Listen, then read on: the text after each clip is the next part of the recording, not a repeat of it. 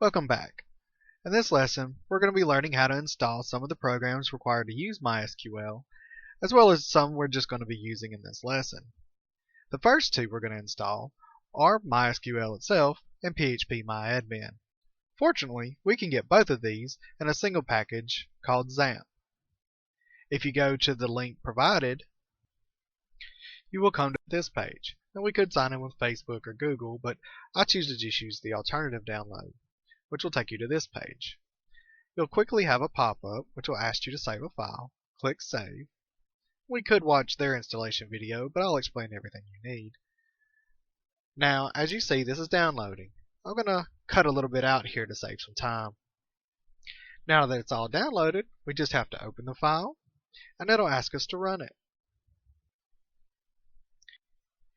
You may get a little pop-up that warns about possible slowing down of the installation due to an antivirus, but it doesn't really have much of an effect, so just click Yes. Then you will click Next. And in here, we don't really need most of these things. We're just looking for MySQL, so we're going to uncheck all of these. Remember, we also want to get PHPMyAdmin. We're going to click Next. And you can select the installation folder. By default, it's just XAMPP. Don't have to click to learn anything more, so let's uncheck that. Now it's ready to install. Unpackaging. And once again, I'm going to cut to the end to save you some time. Once that's loaded, it'll take you to the Finish page. And yes, we're going to go ahead and launch the control panel. It'll ask us to choose our language. And then you're going to see this easy to navigate panel.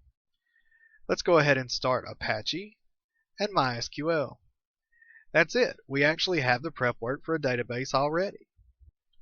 And not only that, because we installed PHPMyAdmin, we have a way to see it. To open PHPMyAdmin, simply go back to your browser and type localhost PHPMyAdmin. That'll bring you up to an interface where you can see that we now have MySQL installed and some test databases that come default on the system. We're not going to go into actually using this just yet, since this is just an installation video. We'll move on to the next thing. If you're not using Windows, then the installation instructions provided already may not tell you all you need to know. For XAMPP, if you're on a Mac, you can use the download location I provided in Figure 1. After downloading, just open the downloaded file. It should be named the same as I listed here. Drag and drop the XAMPP folder into your Applications folder. That should complete installation.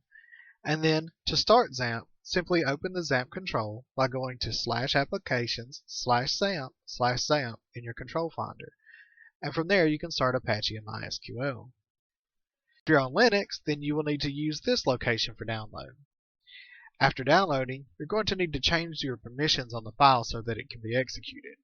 I've provided the command to do that here in Figure 2a. After that, run the installer. The command for that is in 3a. Once it's running, you can just follow the prompts to install. It should be just like the Windows version. After installation, to start XAMPP, enter sudo /opt/lamp/lamp start. That'll load everything and should get you back where we were in the video. Speaking of videos, that's it for this one. We'll continue our installation with SQL Workbench in the next video.